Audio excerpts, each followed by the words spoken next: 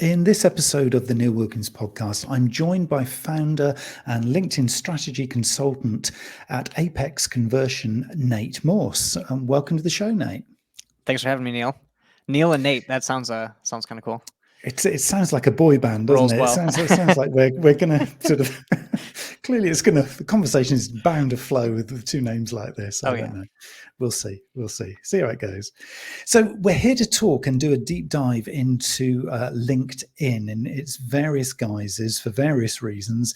It is certainly the number one, I mean, clearly in the Western world, the number one social media channel for business to business connection. I mean, it just is. I think everybody knows it. Everybody knows about it. Everybody's got a CV online in LinkedIn, and then they turn away and they carry on with business as usual. Why is it that people in general in business are not yet leveraging and optimizing all the opportunities that LinkedIn throw at you? What do you think about that, Nate? Yeah, that's a great question. So when LinkedIn was originally created and being used, people were using it for recruiting, right? So they needed a lot of information for people so that the recruiters could find them, and then people were on there. But people weren't really posting that much because LinkedIn was viewed as just a recruitment tool. And so when people are engaging on the platform, they might think that their boss thinks that they're looking for a new job, right? So the general just use of it wasn't really things that people were doing that much. It was mostly recruiters. And so I think that now, though, you see LinkedIn has celebrities making content and different things that you see that a lot of people are actually viewing it more as a social media platform. You and I, we're I guess people that are running businesses went to B2B probably at one point. Yeah, we're on there earlier and we're like, okay, where are the people? And then that question actually took them to LinkedIn. It wasn't which social media platform do I want to use? So that took them over there. And so then people started using it more and more for business and running ads and emails. And then they're like, okay, now we have people actually posting as well. And then so over the past, couple of years for sure, you can see that it's just grown immensely in how much content people are creating, how much time they're spending on the platform. But yeah, the shorter answer to your question after I gave the longer one is that I think that it was originally mostly just for recruiting. And so people were just there to, in their head, right, they believed it was just as a resume. It's interesting that when I ask people about this, because I'm always fascinated by, the ebb and flow of particularly social media, sort of over recent years as to kind of where is the attention. Gary Vee talks all the time about, attention. You have to kind of find where the attention is, and then that's where you go. It feels at the moment, and this is just anecdotal evidence, I don't have numbers to back this up, but it feels as though more and more people within business, we haven't got down to kind of the actual disciplines or the roles they have yet. We'll talk about that, I think, in a minute. But just generally people in business now, more people now are bookmarking or favoriting or having as their homepage on their browser their home feed of LinkedIn. So before it might have been Instagram, or it could have been, Google search or whatever, but it feels now from the people I talk to, more and more are saying, yeah, LinkedIn, as soon as I fire my browser up, it's LinkedIn. That's what I've got. I need to be seeing who's talking about what. I need to be connecting. Are you seeing a kind of transition with the people you're working with in that kind of direction too? Yeah, absolutely. And so for you, then I have a question. So, along the business journey, what do you think is internally a big thing that you had to do along the journey? What's something that you're consistently having to, not a specific thing, but in principle? I may not be super clear with the definition. So if that didn't make sense, just let me know and I'll just tell you what I'm thinking. But yeah, so yeah. I think what you've asked me is kind of from an internal perspective, why would I be doing it? Because I do. I mean, I am one of those people as well. So what the reason I'm doing it is because I want to keep, to use the phrase, keep my finger on the pulse. I need to know what the latest thinking is in kind of AI marketing, for example. I need to know from my connections, who are the movers and shakers, who's just published the latest white paper on a particular topic. etc., etc. So Yeah. for me, because I'm very introverted, I love living in my studio office here. I hardly ever go out. You love It's the my internet, though. access point to, but I love the internet, The so it internet is my was access made for point. introverts, I feel It like. was. It was. Absolutely was. So I don't have to go out, but I'm Yeah. networking. So to me, but joking aside, that is what it is for me. It's that first thing in the morning, I get the coffee, I fire it up, it's there, it tells me what's going on within my business circles. Yeah.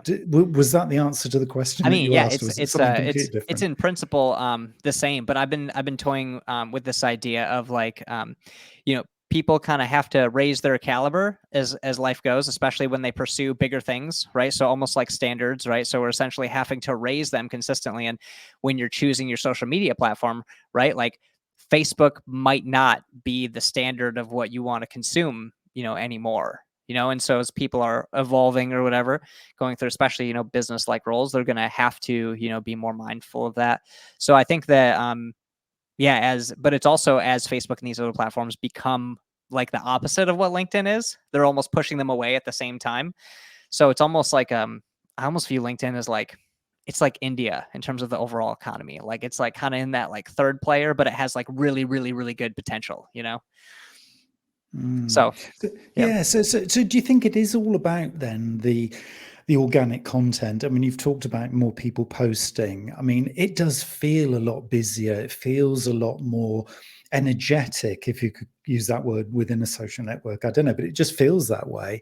Yeah. Do you feel that organic is going to be the way to go with it? Because obviously there's a lot of paid for opportunity in there, and you can subscribe and you can advertise and you can sponsor your posts and everything that you'd expect to do elsewhere in other social networks. But it feels that it's still a real heartland of organic, true, authentic kind of content. It feels like it hasn't been spoiled by having to part with money. Yeah. What do you mean having to part with money? Well, in terms of having to allocate budget to it, Oh, for I like ads still and stuff. feel, yeah, so I still Yeah, feel yeah, yeah. like I can get the same amount of value organically that I can if I spend money. It almost feels like I don't yet need to spend money in that. Yeah.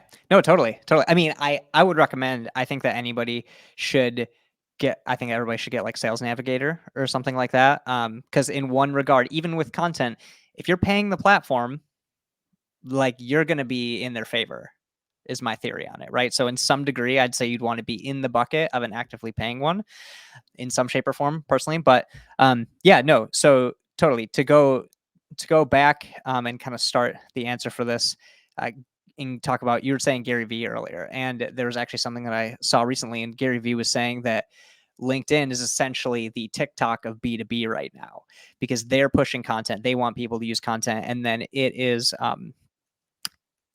like you're getting more reach than you are on other platforms, because the algorithm is actually like more set up for you to win, right? So at least for now. And so it's in like those early good stages, and so that's a really good sign. But something that because organic gains, the difference between organic and paid in one regard is the organic consistently gains leverage over time, right? We're like the first people with the internet, and there's going to be, depending on if we blow ourselves up, there's going to be like a lot more after us. So like that content, we're like the original thinkers for those topics, right? And so that's the leverage of that over time. If you live, you might not see the impact of that. Like you might not live as long, but like, hundreds of years later, they're going to be looking at it. And so organic, yeah, gives you leverage over time, but ads, you can basically just like hit a bigger volume right now, right? But it diminishes over time because you consistently have to make new creative, you have to do things. So I've talked to a lot of people, and they said that they end up spending the same amount of time, because organic gets a lot of flack for how much effort it takes, right? Especially at the beginning. But they're spending the same amount of time building the new ads as they are to keep up as they are making organic content, but now is actually giving less return. So there's like this moment that happens. And so I don't think it's necessarily choose one or the other. I think that they're both tools. I think that once you have enough cash flow, I think you should start looking at potentially paid options, if you need it, or paid ways to get more out of what you're doing, that maybe organic, you may need some, like, get some help with organic or something like that. I wouldn't say like, don't try to spend money. But yeah, I think in terms of organic, the content is definitely a big thing. And LinkedIn, So let's say, for example, with Facebook, like your posts aren't really going to show up in Google like that, right? But LinkedIn loves to make it so that your content shows up in Google. So there's a whole other angle of how you're getting eyes on this, right? But let's say, for example, if you don't have an audience or you have a very low audience, your content is really going to mostly just the people that are connected with you. So there needs to be some aspect of outreach in addition, I believe, because also if we think about it as like a classroom and your potential clients are all in the classroom, the people who are in the back of the class may not raise their hand and walk up to the front, you know and so there are people that you might want to proactively actually engage with. So I don't shy away from doing outreach at all. I think that if you're walking around and sending out brochures similar to walking up to someone and first thing you say is like, here's all the reasons we should get married. Like, I don't think that's the right approach, but I don't think outreach is bad. I think that if you actually do your research and you can be a benefit to that person. So I do think that that's in there, but I think it's a hybrid. I think it's a hybrid between them: posting content, engaging with people who engage with your content, finding new people to build your audience. I think there's a deeper strategy than just I wouldn't just focus on content. I've seen a lot of people do that, and it be not as much of what they wanted as if they were building an audience in addition to it. I don't know how you feel on that, but that's in Yeah, my experience kind of the balance that I came to. yeah, I think it's really relevant. And, I thank you for your honesty, Nate, because I think it's important that people really understand this. And I know a lot of the people that I talk to are still kind of trying to figure out how best to get value from LinkedIn. They know they need to be posting, but they don't really know what to post. They know they've got some connections, but how do you actually engage with them? This thing that, and you've mentioned it in different ways, I think 3 times already, this idea of the outreach as you describe it. Is that through Sales Navigator? Do you have to have something like Sales Navigator to be able to do the kind of outreach that you're talking about? So if you have Sales Navigator, first of all, you get to send more connection requests. So I think that should be said, because that does make a difference. But in terms of that, do you have to? It's going to be a lot easier to find like who's active right now and be able to detail into your target market. But there are other tools out there too that also have like a database that you can go through. So it really just depends on what do you need to do to find the people that are your ideal, clients.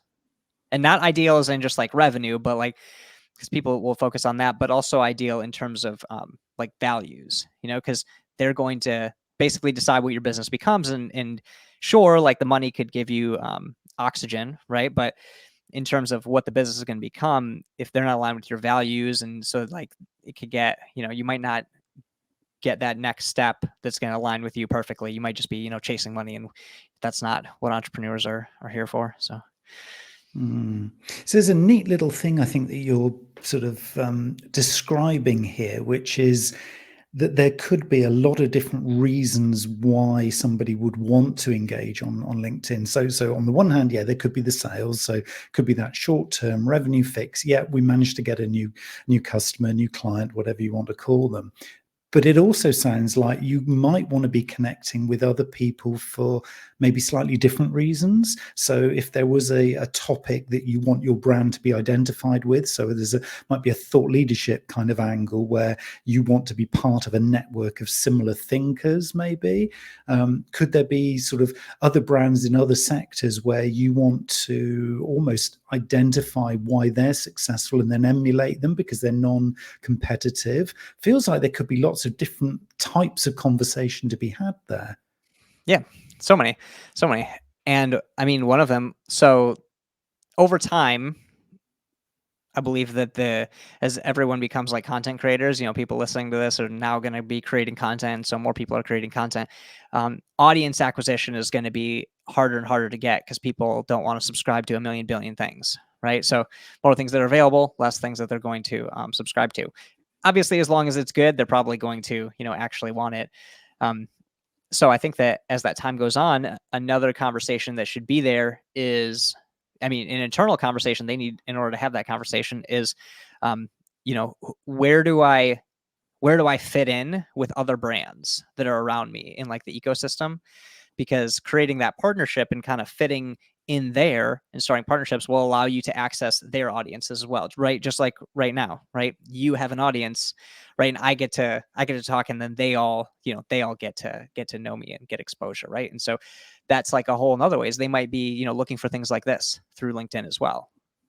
So there's going to be other content creators on there, and how do they like collaborate with them, give value to them, start a relationship there where they can kind of like share the audience because they're both pooling resources in together and helping. So that's another way. Yeah, that feels really interesting, because I think then there's something strategic as well as tactical. I mean, I get a lot of approaches, I'm sure you do as well, from complete strangers, although they would say, well, I'm not a stranger because we're all in LinkedIn. But it's almost that, a connection request then automatically entitles them to be able to, and I'll say it here, spam me with, a message. Well, I'm not ready to buy I like to from call it you. pitch slapping. Okay. Explain more then. So this clearly does still work, though, even though I'm pushing back on every single one, and I will not respond to them because it's like, hey, I didn't invite that. Is there still an upside? Is it still workable? This kind of unsolicited in-mail, as LinkedIn would call it. Yeah, no, totally. 100%. And it's the message, right? You're saying like, hey, how they use it, does it mean that the medium still works, right? The medium definitely still works, but how you use it, like I was saying earlier, if you're going up to someone and the first thing you say, and you've never met them before, is like, hey, here's all the reasons that we should get married, right? Now, like, even if we're a perfect fit for each other, right? Probably not going to like actually work because that relationship wasn't there at all. So they're jumping to this like handing out of brochures, which I think the age of the internet is mostly in people showing that they exist. So like almost like a conscious evolution, even though that just made me look like they're crazy, but a conscious evolution. They're kind of going to there. They haven't gotten to that like relationship stage yet, right, in the buyer's journey, and recognizing like, okay, people aren't just making logical things of everybody. They're acting as if everybody is looking to buy what they offer, right? But they're not even in that state of mind, So that's only going to work on the people who are in that state of mind currently in the buyer's journey like that, right? And so, yes, that is one thing that does work. That's actually one thing that we like have done before. It's like we'll find people in the market because they're like, that's going to be the best ones to help through the journey, because like other people aren't. They're just posting information. But still, I don't think the approach should be like that. Unless you're like a really big name. If you were like Gary Vee and then you're just reaching, like sending out offers, there's already that rapport there. So that's going to work better. But if it's not, no, I think it should be more of, I think people should look at this as like actual relationships and not just this Amazon mentality. So, that first whole initial thing, like if you're approaching someone, their biggest thing is actually to see if you're going to be like insanely aggressive, if they know that like your intention is that, right? And so since everybody's intention on LinkedIn, they believe already that you're there for some business reason because it's a business platform, right? Then how do we not do that? How do we like show that we can be a guide to help them, but that we're also like someone that they would want to hang out with because we're, actually going slow. So I think it's more of how do you kind of have like a push pull? So it's like, you're engaging with them, but then now they see your content, and then maybe later you ask, something along, if they saw any of your content, if they engaged with it or something like that, and then moving down and opening up like the things that they do, maybe asking a question about what they post. So it's all about opening things up so that when you do eventually respond, you take what they say and you can make it so what you said is relevant and they know that you listened. So what you said is also to them recommending it to themselves, almost, if that makes sense, right? And so, but that's later. That's a little bit longer game than just trying to, see how many clients you can get off the rip. And that is a much longer game, isn't it? Because it's going to take time and a lot of effort, I guess, to be watching. A lot faster than the other one, though. Well, yes. I mean, and potentially much more successful as well, because you've got to have that kind of at least sort of a feeling of some kind of relationship before you're even going to be entering into a conversation. Yeah. So there has to be that mutual value on both sides. I mean, I guess the clue is in the name, LinkedIn. It's kind of almost like a partnership kind of service, isn't it? Really, it's kind of looking to link with like-minded partners, and you might happen to do business with them now or maybe later. It's not really sales, is it? No, I mean, I still definitely use it for sales. Like, I'll definitely tell people that if I'm doing research, I'll be like, hey, like I have an idea of something that I think will work for you. Are you free for 15 minutes today or tomorrow? And that's like an open invite to give value, right? But they also know I'm making it pretty obvious, right? They're like, I want to show them something. But yeah, I mean, a lot of people that are, still like open to new ideas, they're just not going to, buy something directly from that message unless it's like, it's got to be super good. I don't even, it'd have to be so good. Yeah, it'd basically be impossible. I do think though, if they swapped it out for maybe like a lead magnet, like maybe something free, that could work much better for the people that are trying to just pitch you. Cause where's that initial thing where the relationship can start off with like no risk, or like minimal risk. Sometimes it's an email, sometimes it's like, I have a newsletter. So like there's where's that relationship just get started first before going, and then we can nurture the relationship. And normally we'd leave something like that kind of lead magnet, I guess, or mentioning of it in a podcast like this right to the Yep. end. But now you've mentioned it, you've got a newsletter, haven't you, Nate? I do. Yep. Yep. It's the LinkedIn leadership newsletter. So you can, the email one has extra things in it. I do have it on LinkedIn, but the email one is extra. So you can go to keys.natemorse, NATEMORSE.com/newsletter. And you can subscribe to that. But yeah, that's all about, different like stories and things that have worked with LinkedIn. And I will write like an article in there like once a week or sometimes once a day, depending on how inspired I am. But yes, that's Great. basically getting all my LinkedIn knowledge for free. So Brilliant. And who could ask for more than that? That's great. So just thinking about sort of the profiling then within LinkedIn. So the profile that you have, there's obviously personal profile, and then there's business page profile. What are the kind of recent changes? Because we've had these since the dawn of LinkedIn. I mean, LinkedIn is quite old now in terms of a platform. Although obviously we're still saying there's a lot of kind of freshness and lots of potential still within it. What kind of changes have you seen that are really important from a sales engagement or a marketing perspective in the kind of, let's say, the last 12 months? Have there been any sort of new things or new features or important stuff? I mean, if we start with the personal profile to begin with, what kind of things should people be looking out for if they're looking to use this as a sales channel? definitely. And I actually don't use the business profiles, like the business pages that much, just because those are more of like a paid realm. So you can update them with some information and whatever. And I'm sure, having it more established looks better. But in terms of just utility all around, your personal page is going to get way more reach and can reach out to way more people. And so, yeah, so on the personal profile for things that I've seen, might be a little bit longer than the last 12 months. But yeah, the creator mode. Have you looked into that? That Mm. really changed things up. So, and then there's a new button. So there's a button that you can add, right? So now people, for me, it says like visit my website. Like when they look at a post under, your name in the bio, and that's one thing that people too. I think that's a huge underrated area is that bio. But yeah, then there's a like visit my website, but you can have it be like book a call or whatever you want to have that link. So when you show up, in content and things, there's actually another call to action right there, which is great because, before that I was saying, the bio, people don't realize that's an opportunity to like hook someone in and also give them some kind of CTA.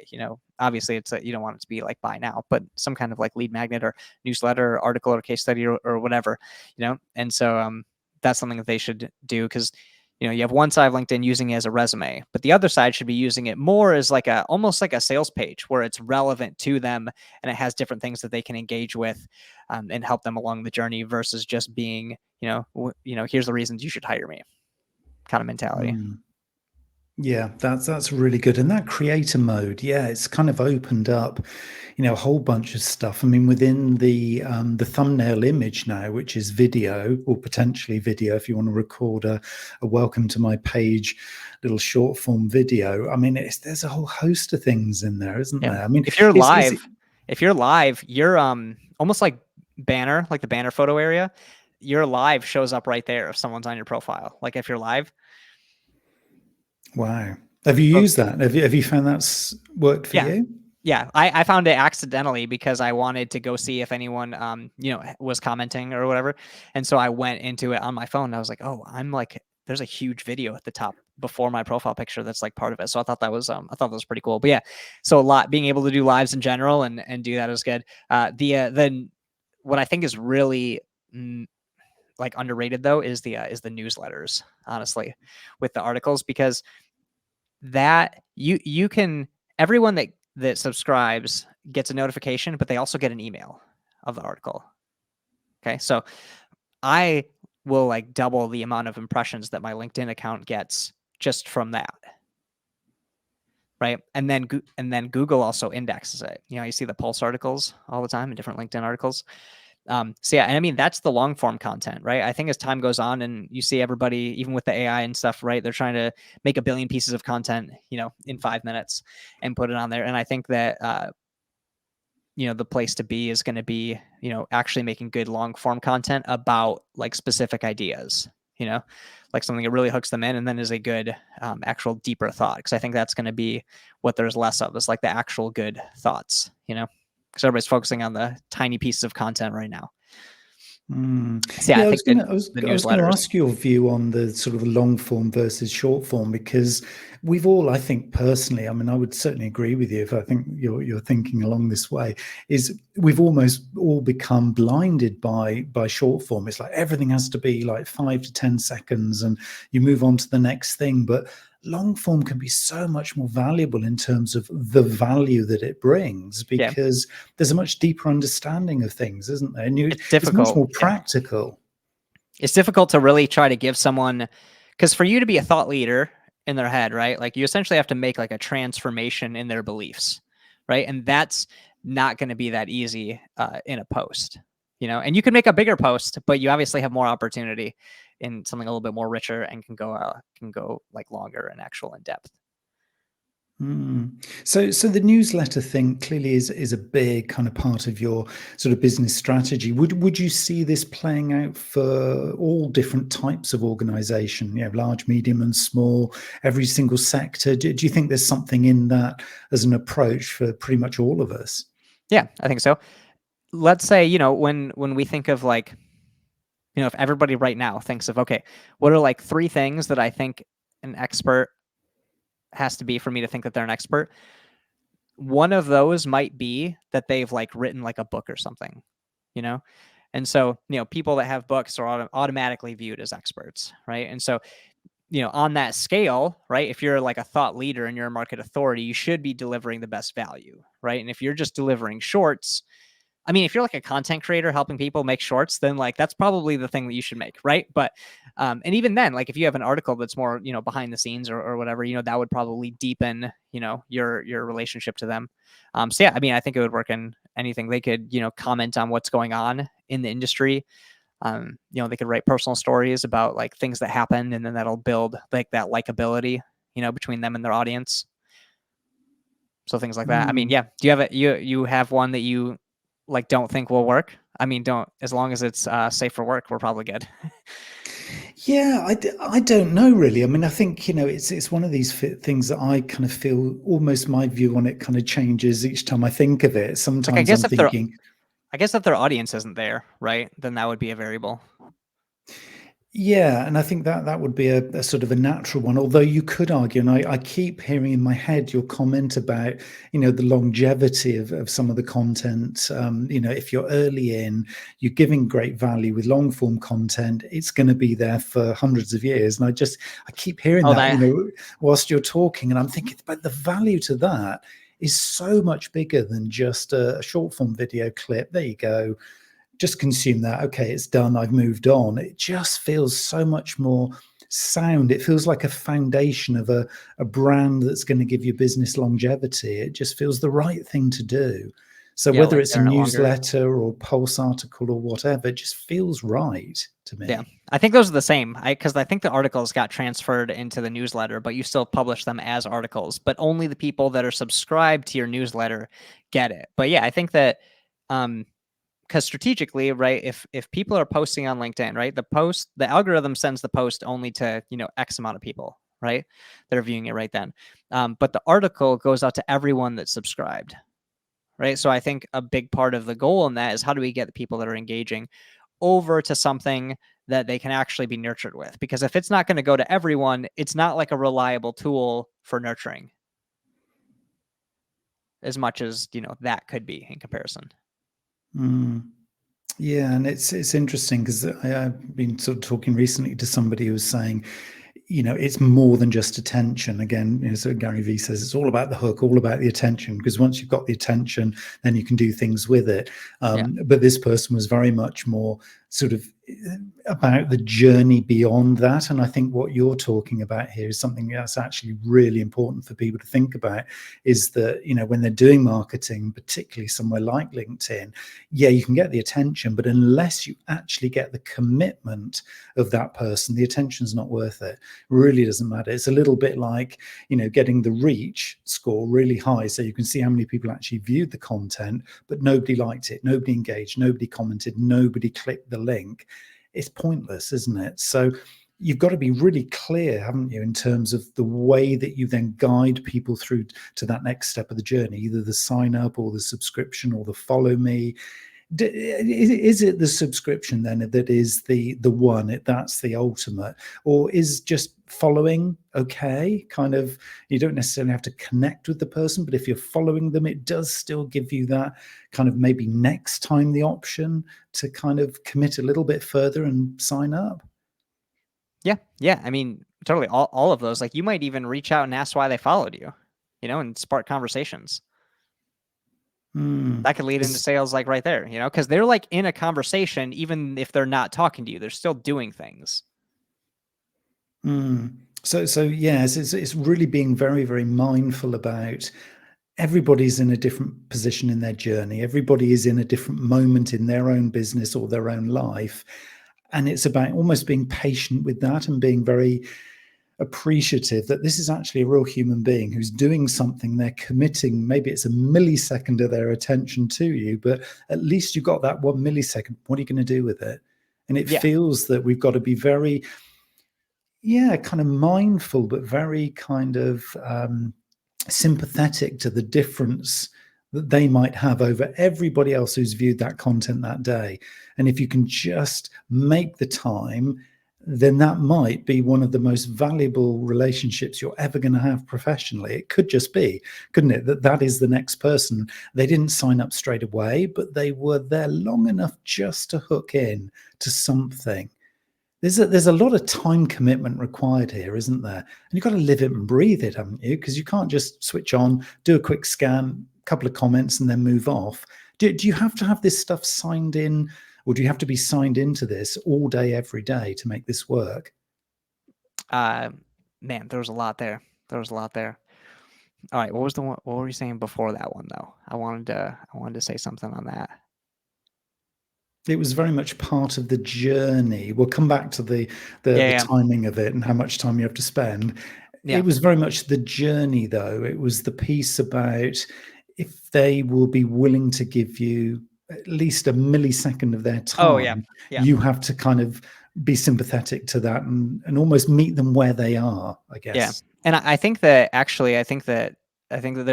a good reason for that. So I think that the people who are, I don't want, like, okay, the more emotional of a buyer, a lot of times, like, the quicker they're going to be engaging with things like that, and a lot of times, like, I don't know what clients you're trying to go for, but a lot of times we're working with, like, mid-sized businesses. And so they're a lot of times more of like a logical person, right? So they might follow you because logically, like, it makes sense to them, but they might not be like, engaging in everything right away. And I've noticed that the bigger clients that I have had, that's one thing they've done. It's like a lot of times I'll reach out to them or something, and then we might not even talk at all, and then they're engaging with posts, and they might be like, hey, this one, like, I just got off a call earlier with a similar one, and they were like, yeah, something that you said in this post, like, stuck out to me, and so then he responded to my messages, and then and then it goes from there. And so I think that, those people are lurking a little bit more, and so reaching out to those people, they're very busy, right? So if they know who you are, they like your content, and then you reach out with something that's relevant to them that they like, right? That works out really well. And so you add those like two together. And yeah, usually the better clients are actually taking a little bit longer. So it actually works like in your favor to do that. But they have a lot of people going for them, right? So it's like you have to kind of be the leader in the domain, especially if they're an employee working for someone, then they're not the expert in the domain. They're actually looking for someone to help them. So if like, if you're going and let's say that you're like taking some class for something, right? And you're like kind of nervous since your first class or whatever, like inside, you're just waiting for the instructor to walk over, and help you, right? And so like they're in a very similar position to that if they're not like, small business entrepreneurs. So it just depends on also like what kind of, who do you want as the market. But yeah, I don't think it's necessarily a bad thing that it takes longer. But I would say, yeah, reach out as well. So again, I think this is kind of looping right back around to something you said earlier, which was it was almost about giving people reasons to buy rather than selling to them. So even though it's called Sales Navigator, even you're talking about lead magnets, you're talking about selling within LinkedIn. Actually, what you're advocating, I think, is giving people reasons to connect back with you. So a lot of this is actually pulling through the value rather than pushing out the value, isn't it? Because they've got to get it on their terms. And if they're not ready to buy, they're not going to buy right now. But if they're ready in the future because you've given them that hook, then the time is right, then they come to you. So the patience game seems to win out each time. Yeah, well, I think, statistically, they say like only 3% of the market is ready to buy right now. Right. So at one point, you have to just accept the world for what it is, and like you're not trying to buy from everybody. You're going through their feed. So like, why do you think they're going to be doing that? And so, yeah, it just doesn't really work like that. But yeah, I think this, I have a story, I guess, where this comes from.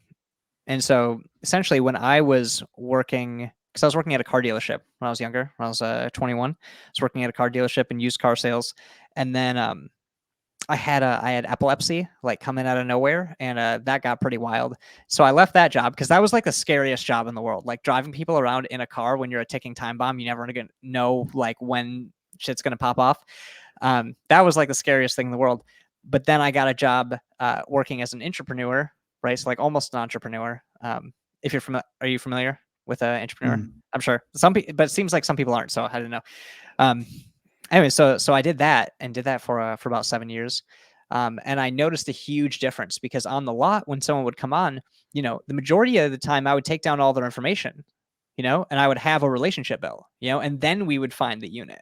But online on these classified sites, you couldn't become a lead until you picked out the unit that you wanted. So you were going through the whole buyer's journey on your own. And that's where I noticed the internet was more about, even in marketing, first it's, hey, we exist, and then someone else exists. And then it's, hey, we're better than them, and here's why. And then they do that. And then you're like, okay, and here's a new mechanism we have.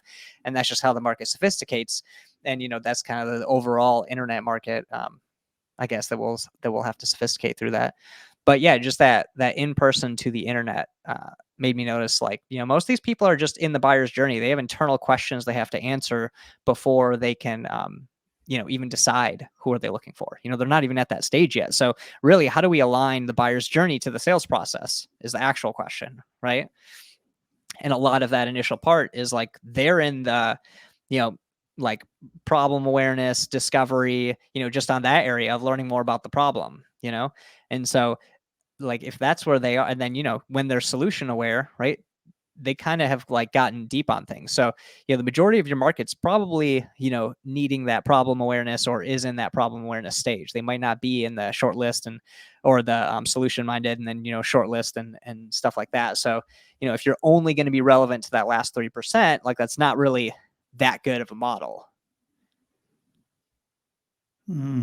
So is there a part then that LinkedIn can play beyond this? I mean, we've talked a lot here about that kind of that front end of the buyer's journey, but if somebody's committed and they've both signed up for the newsletter or they've actually bought the product and that you've known them maybe for a year or two, is there a part that LinkedIn, do you feel, can play in the retention stage, as we might call it. So, increasing the advocacy that they share, with their colleagues, how amazing Nate is, and etc. Or it's that, they, I don't know, sign up for some VIP loyalty scheme that you're running, or whatever it is that you offer at that kind Scheme. of I'm stage. calling it a scheme. Um, Unless but scheme is good. I don't know.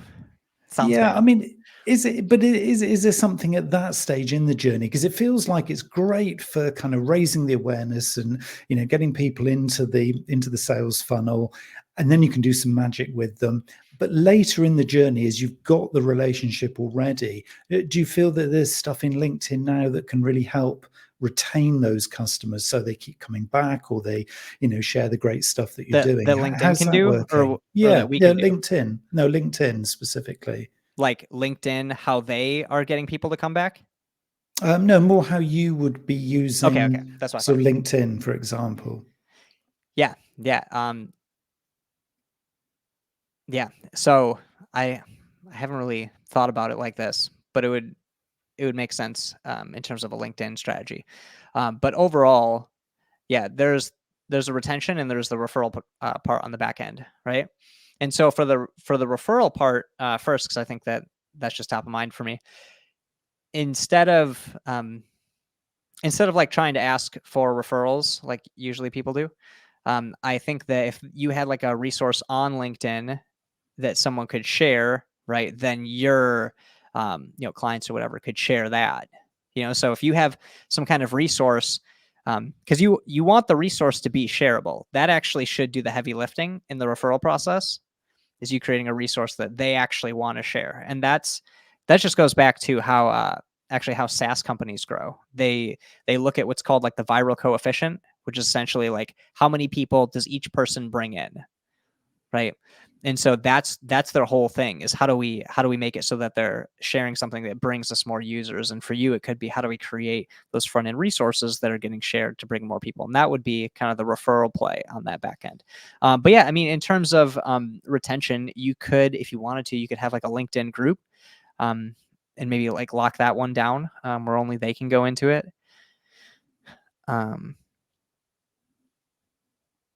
Reaching out to them, right? You can be giving them recommendations as well, like if they were great clients on things, because they have that option, right? Like Boom was a client, like Neil was a client of Nate. There's an option on there, I think.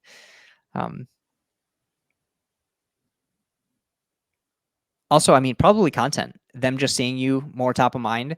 And also, I think the non-mechanical side of it is the, like, them still feeling like that they are in like an up-to-date relationship with you, right? So the things that you post, the articles that you do, if you're just posting like brochures, like, hey, like here's how, here is just all case studies, or something. Case studies may be fine actually, but if it's just all super salesy content, then they're probably not going to be engaging with that at one point, right? But if you can make it personal and add stories and things that they would continue to read after that, right, then they should actually like your content regardless of if they're currently a client or not.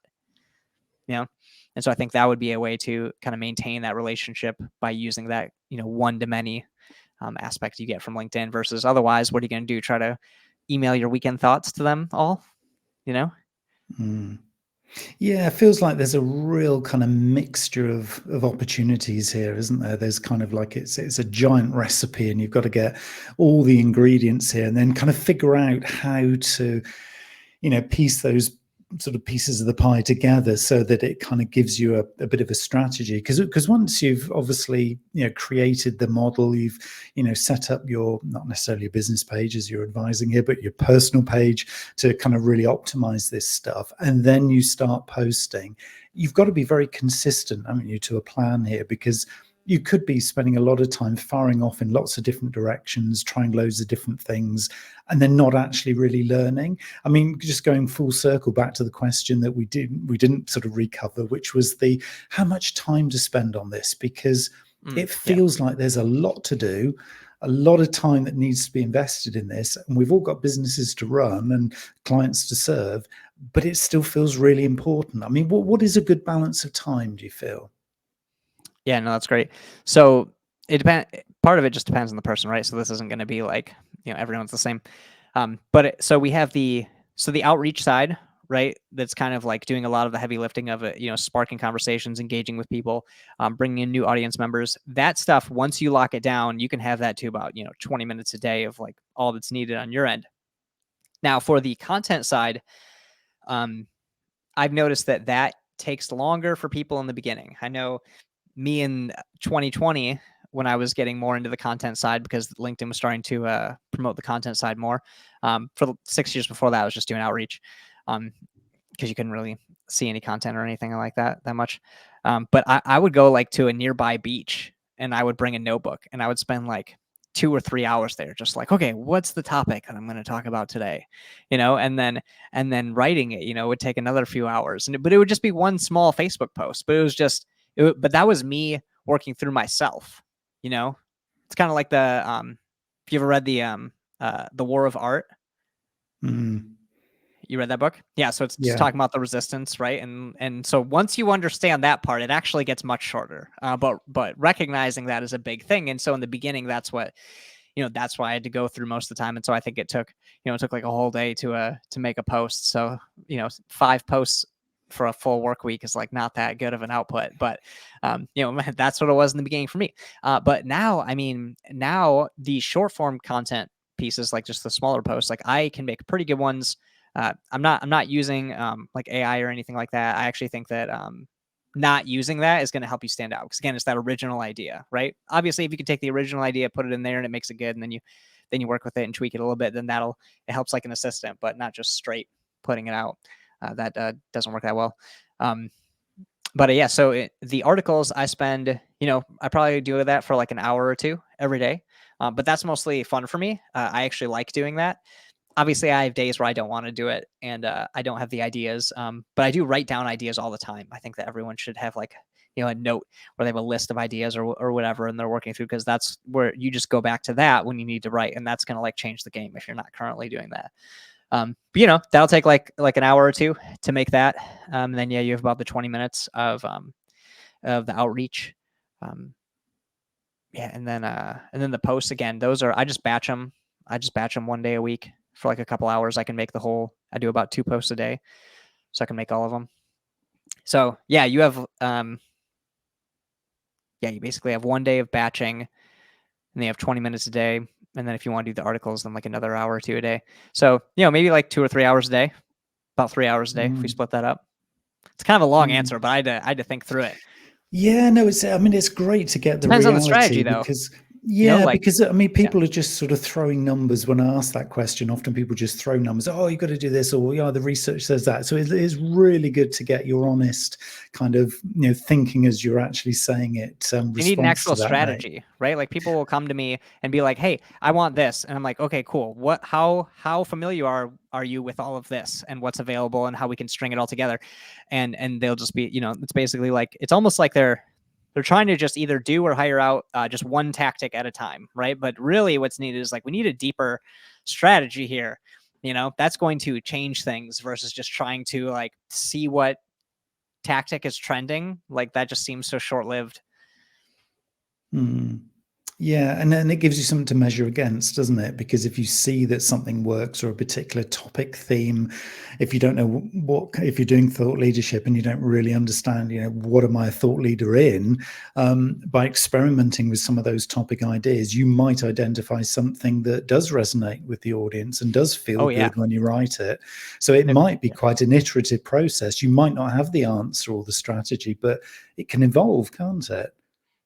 Yeah, definitely. Yeah, I think there is the basic one of like the short form, and having the newsletter should, like, I would recommend that still to be in the strategy. But in terms of what you said in the beginning with just a second ago, for like their journey, like, yeah, it's definitely like an expression kind of internal journey as well. So I think doing it like speeds up that process. I think that if people are just trying to use ChatGPT or whatever, I don't think that's going to necessarily help them get to that like potency spot that they will do much better in once they're there.